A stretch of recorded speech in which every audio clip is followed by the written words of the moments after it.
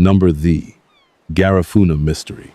DNA reveals a story no shipping record ever told.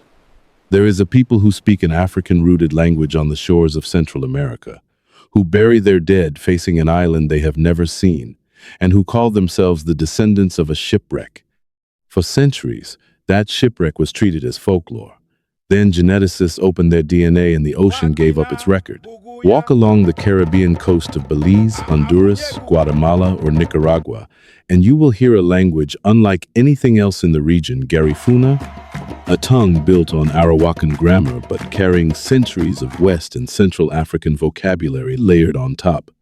You will see drumming traditions, a spiritual practice called dugu that calls on ancestors directly, and communities that have, for more than 200 years, insisted on a single origin story. They are the descendants of Africans who never went through the plantation system at all.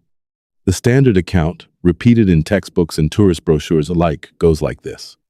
Sometime in the 17th century, ships carrying enslaved Africans wrecked or were wrecked deliberately off the coast of the small windward island of St. Vincent. The survivors did not become plantation slaves. Instead, they made their way ashore and were absorbed into the indigenous island Carib and Arawak communities already living there. Over generations, intermarriage produced a new people, genetically African and Indigenous American at once, culturally neither one nor entirely the other. The British, who wanted St. Vincent for sugar, fought this population for decades in what became known as the Carib Wars. In 1797, after the death of their leader Joseph Chatoyer, the British rounded up thousands of Garifuna, marched them to the tiny island of Balaso, watched roughly half of them die of disease and starvation within months, and then deported the survivors more than 1,000 miles away to the island of Roatan, off the coast of Honduras. From there, the Garifuna spread along the Central American coastline, where their descendants live today, numbering somewhere between 300,000 and 600,000 people worldwide. It is, by any measure, a remarkable story. It is also, historians long assumed, essentially complete. The oral tradition explained itself. The written record British colonial documents, missionary logs, exile manifests seemed to confirm it. For most of the 20th century, that was where the story stopped. But there was a detail that kept nagging at researchers. One, the oral tradition had never been able to answer with precision. Which Africans? The story says a slave ship wrecked. It does not say which ship, which company, which West African port it had sailed from, or how many people actually survived to reach shore. Colonial records from the Lesser Antilles in this period are fragmentary at best. The same bureaucratic apparatus that carefully tracked sugar exports had far less interest in documenting the identities of people it did not consider fully human. There was a second, quieter question too. If the Garifuna truly descended from a single wrecked population that intermarried with local indigenous communities, their genetics should show a very particular signature, a narrow founding event, a bottleneck, followed by admixture with a defined Indigenous Caribbean population. Broad, diffuse ancestry drawn from many places would suggest a different, messier history, perhaps multiple ships, multiple points of contact, or a story shaped as much by later migration as by any single wreck. For 2 centuries, nobody had the tools to tell the difference between a clean founding story and a folk memory that had smoothed over a more complicated past. That changed with population genetics.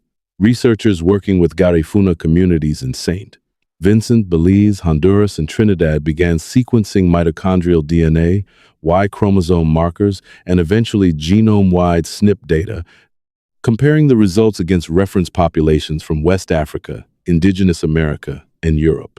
A landmark 2016 study published in Times Nature Communications, part of a broader effort to map admixture across the African diaspora in the Western Hemisphere, singled out the Garifuna as something genetically distinct not just from other Central Americans, but from nearly every other population sampled in the hemisphere. The data showed a sharp, unusual signature, a population bottleneck consistent with a small founding group, followed by rapid population growth.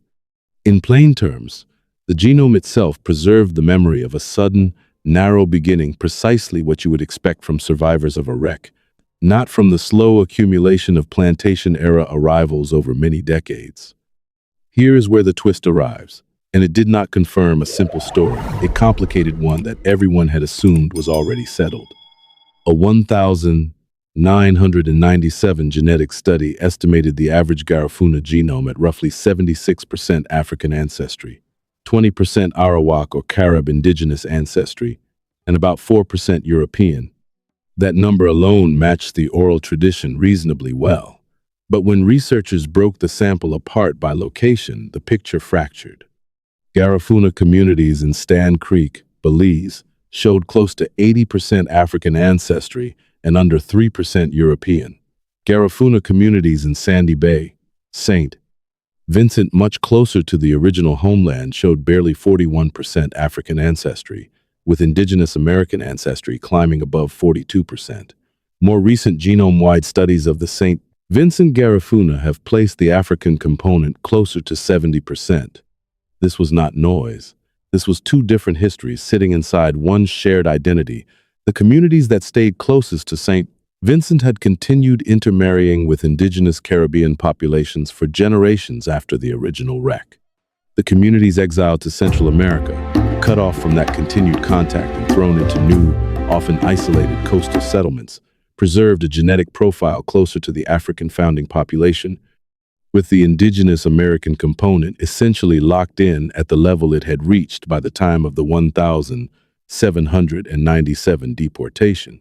The wreck was not the end of the story. It was only the opening chapter of 2 centuries of divergence. Mitochondrial DNA passed only through the maternal line added another layer. In sampled Garifuna and related Indigenous Caribbean communities, researchers found Indigenous American maternal haplogroups in roughly half of individuals tested, with the remainder carrying African or, in smaller numbers, other lineages.